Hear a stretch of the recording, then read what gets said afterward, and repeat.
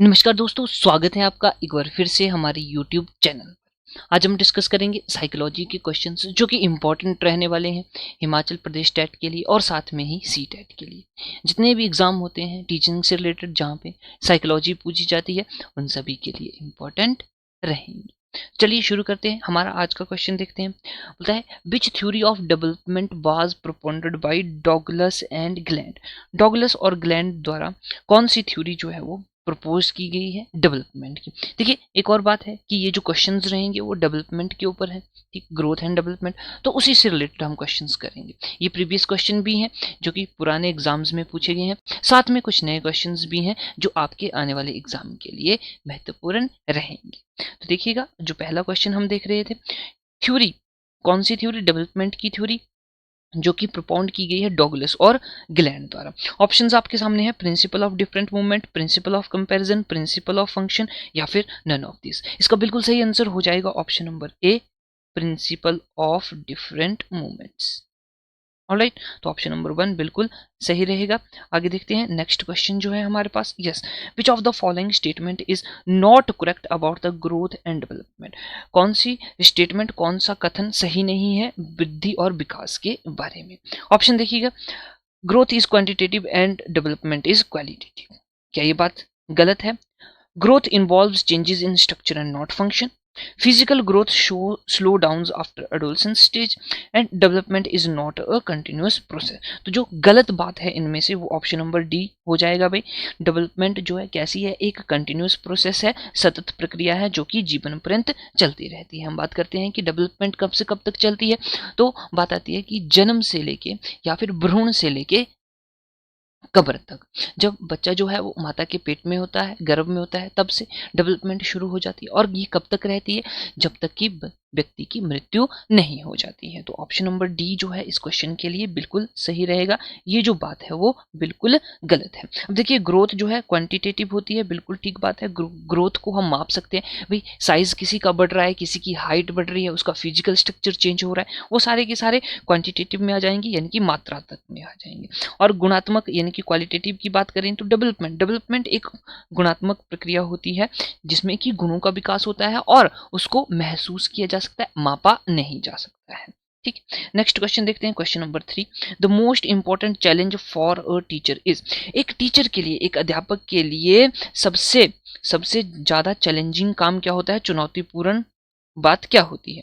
बोल रहा है to understand the individual's psychological needs of student, to maintain good discipline in the class, to maintain teaching learning process enjoyable and to assign students good home assignments and check them properly. तो इस question का जो बिल्कुल सही answer हो जाएगा वो हो जाएगा option number A, that is to understand the individual psychological needs of the student. जो छात्र है उसकी व्यक्तिगत मनोवैज्ञानिक आवश्यकताओं को समझना। अब देखिएगा, हमें पता है कि हर एक जो बच्चा होता है उसका उसका जो आईक्यू लेवल है वो अलग अलग होता है। कोई बच्चा जो है वो जल्दी सीख जाता है, कोई बच्चा जो है वो धीमे सीख जाता है। किसी बच्चे को ज़रूरत होती है स्कैफोल्डिंग की, हेल्प की, ताकि वो अपना काम अच्छे से कर सके या जो उसका लक्ष्य है उस तक पहुंच सके। तो ये इन सब चीज़ों को जानना एक शिक्षक के लिए एक चैलेंजिंग काम होता है और डिफरेंट डिफरेंट मेथड जो है वो यहाँ पे यूज़ किए जाते हैं। फिर उसके अकॉर्डिंग बच्चे को शिक्षा दी जाती है और ये शिक्षा कैसी होती है, उसके लिए फ्रूटफुल होती है। तो ऑप्शन नंबर ए जो है वो बिल्कुल सही हो जाएगा, to understand the individual psychological needs of student. ठीक है जी, आगे आगे बढ़ते हैं नेक्स्ट क्वेश्चन की ओर। नेक्स्ट क्वेश्चन है, among the following principles which principle gives the importance to environmental factors in child development. निम्नलिखित सिद्धांतों में से कौन सा सिद्धांत बाल विकास में पर्यावरणीय कारकों को महत्व देता है। तो पर्यावरण से संबंधित जो भी चीजें हैं वो हमारा बिल्कुल सही आंसर हो जाएगा। तो देखिएगा, principle of social learning, social learning समाज के कारण जो शिक्षा होती है, सामाजिक शिक्षा का सिद्धांत उसको बोल देते हैं। अब समाज जो है वो कहाँ आ जाता है भाई, इन्वायरमेंट में आ जाता है। हमारे आसपास जितनी भी चीज़ें हैं वो सारी की सारी इन्वायरमेंट हो जाती हैं। अगर हम चाइल्ड साइकोलॉजी के बारे में बात करेंगे तो हमारे इन्वायरमेंट में क्या क्या चीज़ें, देखो हमारे पेरेंट्स वो भी इन्वायरमेंट का हिस्सा है, हमारे रिलेटिव्स हो गए, स्कूल हो गया, टीचर हो गया, समाज हो गया, गाँव हो गया, विलेज हो गया, शहर हो गया, सारे के सारे हमारे सामाजिक सामाजिक सोशल लर्निंग के हिस्से होते हैं। अगला ऑप्शन देखिए प्रिंसिपल ऑफ कंटिन्यूटी, कंटिन्यूटी यानी कि निरंतरता का सिद्धांत। उसके बाद है प्रिंसिपल ऑफ इंटररिलेशन, अंतर संबंध का सिद्धांत, और प्रिंसिपल ऑफ यूनिफिकेशन यानी कि एकीकरण का सिद्धांत, या इसको हम बोलेंगे इंटीग्रेशन।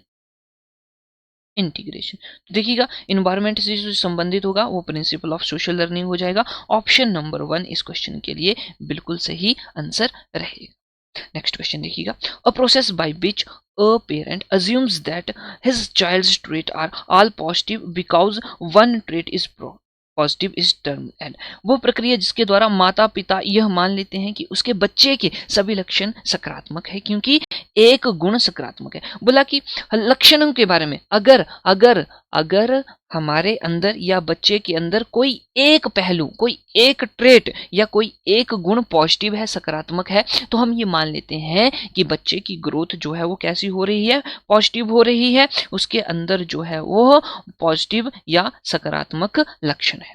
ऑप्शन देखिए context effect, Hawthorne effect, result effect, या फिर रिवर्स इफेक्ट। तो इसका आंसर जो है वो बिल्कुल सही हो जाएगा ऑप्शन नंबर ए कॉन्टेक्स्ट इफेक्ट, प्रसंग प्रभाव। उसी से हम ये अंदाजा लगा सकते हैं कि हमारा बच्चा जो है वो पॉजिटिव तरफ जा रहा है, उसके अंदर पॉजिटिव लक्षण है या नहीं है। नेक्स्ट क्वेश्चन देखिएगा, yes question number 6, a teachers effectiveness in teaching can be judged when it is, मतलब कि एक शिक्षक है उसकी जो शिक्षण प्रक्रिया है वो प्रभावशाली है, इसका आंकलन कब किया जा सकता है? तो देखो ऑप्शन है जब वो अच्छे परिणाम लाता है, किसकी बात हो रही है, टीचर की बात हो रही है।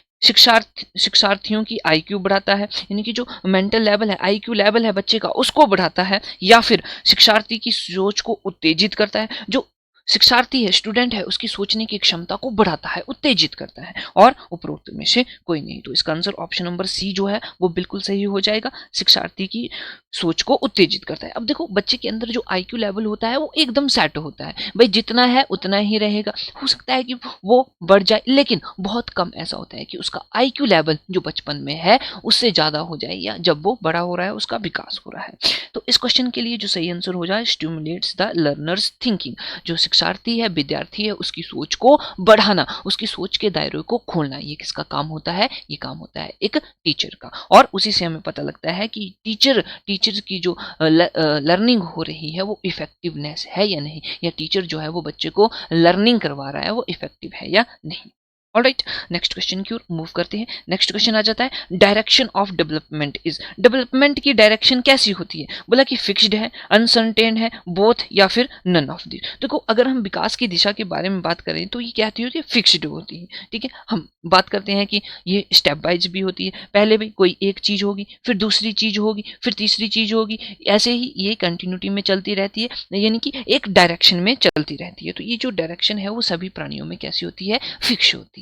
भाई अगर हम स्पीसीज टू स्पीसीज बात करें तो अगर हम ह्यूमन बींग्स को ले लेते हैं, ह्यूमन बींग्स में क्या होता है, सभी में एक जैसे होती है। हाँ ऐसा हो सकता है कि किसी में डेवलपमेंट का रेट जो है, ठीक है, वो कम है या ज्यादा है, किसी में तेजी से डेवलपमेंट हो रही है, किसी में धीरे धीरे डेवलपमेंट हो रही है, लेकिन जो पैटर्न होता है वो फिक्स्ड होता है। ऑलराइट, तो इस क्वेश्चन का बिल्कुल सही आंसर हो जाएगा option number 1, that is fixed. Alright, question number 7 का ऑप्शन नंबर 1 सही हो जाएगा। देखिएगा ये जो क्वेश्चन है आसान भी है, थोड़े से डिफिकल्ट भी हैं, और थोड़े से कंसेप्ट के हटके भी, लेकिन अगर आपका कंसेप्ट क्लियर होगा तो आप आसानी से इन क्वेश्चंस को सॉल्व कर सकते हैं।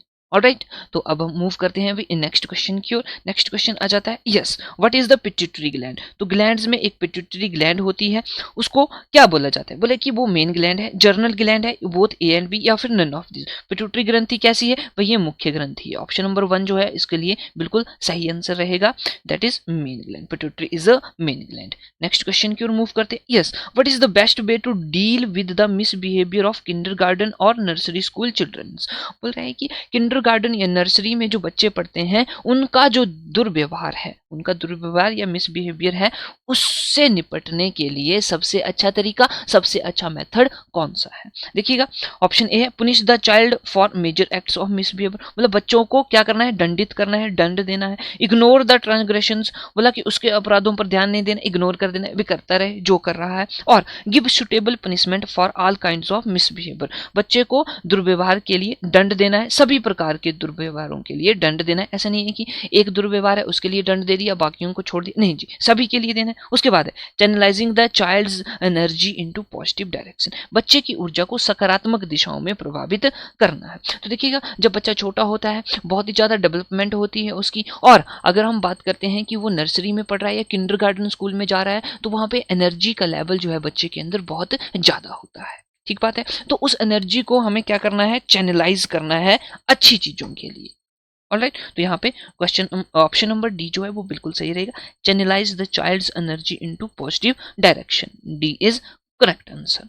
नेक्स्ट क्वेश्चन देखिएगा, yes, question number 10, what is the other name of thymus gland, thymus gland का अन्य नाम क्या है और क्या बोला जाता है, तो इसको पीनियल ग्लैंड बोला जाता है। ऑप्शन नंबर ए बिल्कुल सही रहेगा इस क्वेश्चन का आंसर, पीनियल ग्लैंड। नेक्स्ट भी मूव टू देख लेते हैं। नेक्स्ट है, yes, exceptional children learn to walk at which stage, असाधारण बच्चे किस अवस्था में चलना सीखते हैं, वॉक करना सीखते हैं। ऑप्शन देखो, 13 मंथ, 14 मंथ, 22 मंथ या फिर 11 मंथ। तो इस क्वेश्चन का बिल्कुल सही आंसर जो हो जाएगा ऑप्शन नंबर ए बिल्कुल सही रहेगा भाई, 13 months, 13 months. Alright, next question देख लेते हैं।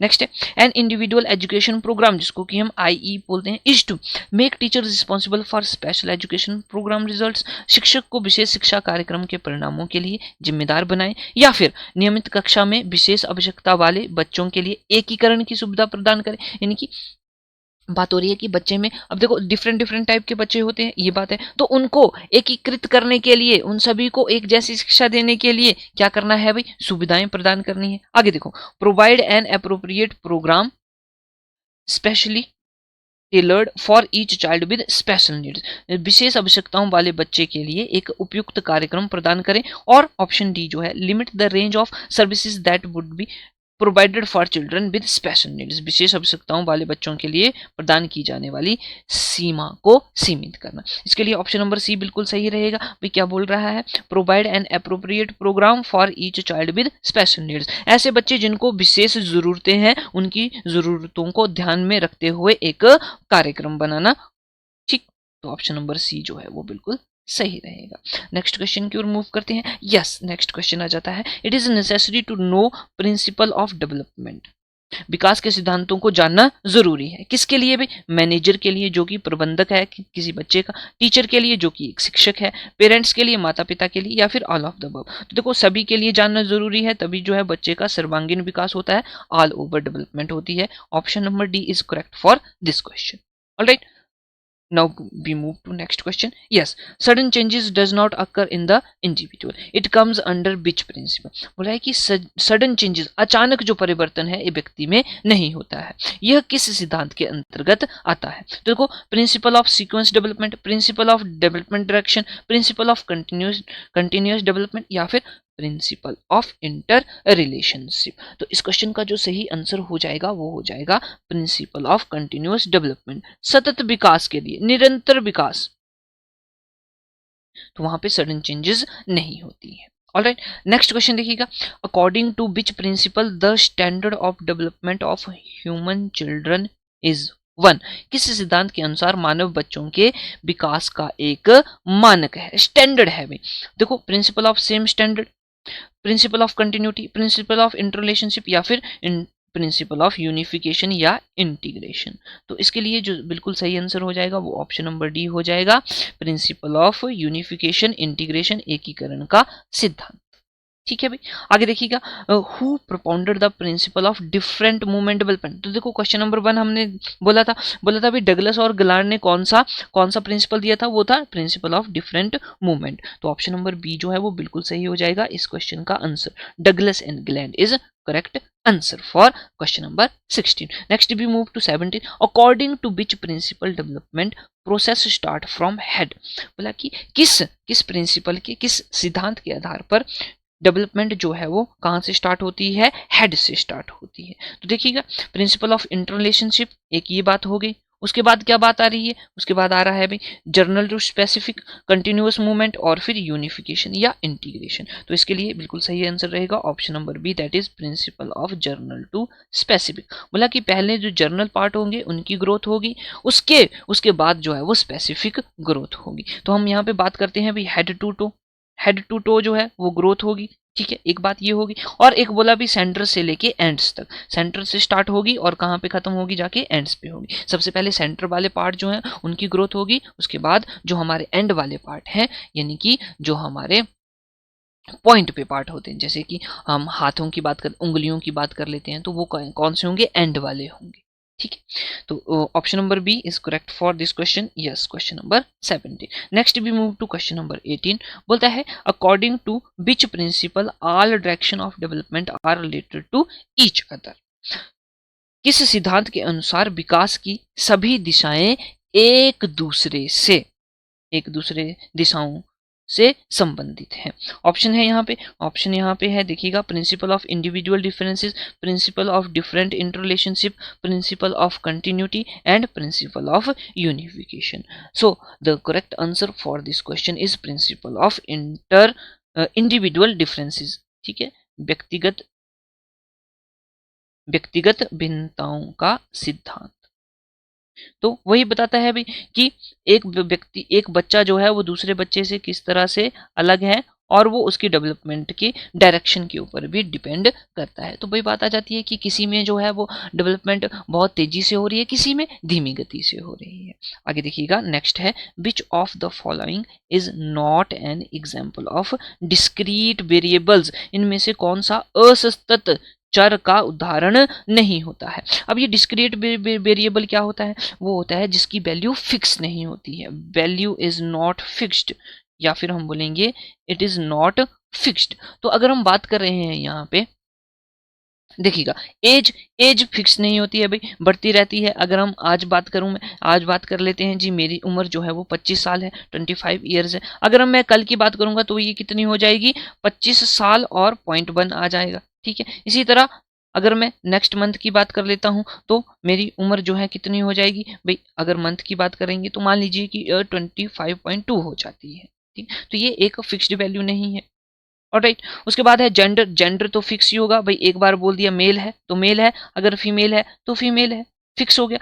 मैरिटियल स्टेटस यानी कि वैवाहिक स्थिति आपकी क्या है, एक तो हो गया मैरिड भाई, दूसरा हो गया अनमैरिड। अगर आप मैरिड हो गए तो ठीक है भाई, मैरिड, और दूसरा है अनमैरिड, अगर आप अनमैरिड हैं तो अनमैरिड, तो ये फिक्स्ड है। और प्लेस ऑफ रेजिडेंस भाई, आप कहाँ रहते हैं जी, मैं विलेज में रहता हूँ जी, मेरे विलेज का नाम ये है, तो वो भी एक फिक्स्ड चीज है। लेकिन एज जो है is not a fixed, that is not an example of discrete variable. All right, so option number 1 is correct. Next we move to all the direction of development are interrelated। बोला कि जो हमारे विकास की दिशाएं हैं वो एक दूसरे से जुड़ी हुई होती हैं। बिल्कुल ठीक बात है भाई, जुड़ी हुई होती हैं, तभी तो हम यूनिफिकेशन इंटीग्रेशन की बात भी करते हैं कि जब सारा का सारा विकास हो जाता है और विकास के बाद जब सारे के सारे बॉडी पार्ट्स एक साथ काम करते हैं तो डेवलपमेंट जो है वो इंक्रीज हो जाती है। ऑलराइट, जैसे कि हम देख रहे हैं अभी जो है, आप क्वेश्चंस देख रहे हैं और सुन भी रहे हैं साथ में, तो यहाँ पे कितने, देखो, आंखों का यूज हो रहा है, कानों का यूज हो रहा है, और आपके दिमाग का प्रयोग भी हो रहा है। ठीक बात होगी। तो इस क्वेश्चन का जो बिल्कुल सही आंसर हो जाएगा वो हो जाएगा ऑप्शन नंबर 1, गैरिसन। गैरिसन जो कि एक भाई साहब थे, भाई साहब यानी कि मनोवैज्ञानिक थे, उन्होंने ये बात कही थी, all directions of development are interlinked. Alright, next we move to next question. Yes, what is the next question? Yes, what is the, yes, question number 21, all activities of child in all development stages are general before becoming the specific। ठीक है, मतलब विकास के सभी चरणों में बच्चे की सभी गतिविधियां विशिष्ट बनने से पहले सामान्य होती हैं। बिल्कुल ठीक बात है, वे पहले क्या होती है, जनरल की बात करेंगे, उसके बाद स्पेसिफिक होती है, स्पेसिफिक। ठीक है, वही बात हमने करी कि पहले सिर का विकास होगा, फिर नीचे की तरफ जाएंगे भाई टो तक, पैर तक, और हमने बोला कि सेंटर पहले जो है, सेंटर पार्ट जो है वो पहले उसकी डेवलपमेंट होगी, देन हम सिरों की तरफ जाएंगे, एंड्स की तरफ जाएंगे। ऑलराइट, तो ये बात जो है वो किसने कही थी, गैरिसन है, स्विट्सन है, हरलॉक है, और है गैसन। तो इस क्वेश्चन का बिल्कुल सही आंसर जो होगा वो हो जाएगा ऑप्शन नंबर सी, हरलॉक। ठीक है भाई, आगे देखते हैं, नेक्स्ट क्वेश्चन आ जाइए। यस, नेक्स्ट क्वेश्चन बोल रहा है what is the general principle of development, development का जो सामान्य सिद्धांत है वो क्या है। तो इसके लिए भाई सीधी सी बात है, it is a continuous process. तो option number C is correct for this question. Alright, चलिए भी आगे मूव करते हैं। Development is a continuous process in which education is, बोलते हैं कि डेवलपमेंट एक ऐसी सतत प्रक्रिया है जिसमें शिक्षा है, कैसी है, अनलिमिटेड, भाई बहुत सारी शिक्षा, नेसेसरी आवश्यक है, वेरी नेसेसरी बहुत जरूरी है, या फिर इनमें से कोई नहीं। तो देखिए शिक्षा क्या होती है, असीमित होती है। अगर आप बोलोगे कि आप मास्टर हो, किसके मास्टर हो, साइकोलॉजी के मास्टर, वह बिल्कुल गलत बात है। कोई भी व्यक्ति किसी भी सब्जेक्ट में कभी भी मास्टर नहीं हो सकता है। उसको नई नई चीजें जो है वो सीखने को मिलती हैं अपनी जिंदगी के हर पड़ाव पर। अगर वो चैप्टर कितनी बार भी पढ़े तो हर बार उसको नई चीजें, उसकी सोच जो है वो नई तरीके से सोचने शुरू हो जाती है। आगे देखिए नेक्स्ट जो है the cause of individual differences in humans, humans में, मानव में व्यक्तित्व भिन्नता का क्या कारण होता है। बोलता है कि डिफरेंट इन्वायरमेंट, अलग वातावरण, डिफरेंट हेरिडिटी, अलग आनुवंशिकता, relation of heredity and environment, आनुवंशिकता और पर्यावरण के बीच का संबंध, और both related to heredity and environment. तो इसका सही आंसर ऑप्शन नंबर डी हो जाएगा। भाई ये जो है दोनों हेरिडिटी और इन्वायरमेंट पर डिपेंड करता है इंडिविजुअल डिफरेंस, कि एक व्यक्ति दूसरे व्यक्ति से किस तरह से अलग है। वो किस पे डिपेंड करेगा, भाई इन्वायरमेंट में, जिस इन्वायरमेंट में वो बच्चा रह रहा है उस पर, और दूसरा हेरिडिटी पर, जो उसके माता पिता से उसको गुण मिले हुए हैं। ठीक है, तो ये थे हमारे आज के क्वेश्चंस, और उम्मीद करता हूं कि ये क्वेश्चंस आपके लिए बहुत ही हेल्पफुल रहेंगे। ऐसे ही क्वेश्चंस के साथ हम आपके लिए अलग अलग वीडियोस लेके आते रहेंगे। बने रहना है हमारे यूट्यूब चैनल के साथ, सब्सक्राइब करना है और इसको शेयर भी करना है, ताकि हमारी जो वीडियो है वो हर एक स्टूडेंट के पास पहुंचे जो कि HP टेट की तैयारी कर रहा है, साथ में C टेट की तैयारी कर रहा है, साथ में टीचिंग एग्जाम की तैयारी कर रहा है, और मेन इंपॉर्टेंट बात है जो कि HPTGT कमीशन की तैयारी कर रहा है। HPTGT कमीशन जो कि बहुत ही शीघ्र इसकी नोटिफिकेशन आने वाली है, तो हमें अभी से तैयारी करना शुरू कर देनी चाहिए। इसी के साथ हम विदा लेते हैं आपसे, मिलते हैं नेक्स्ट की वीडियो में। जय हिंद, जय भारत।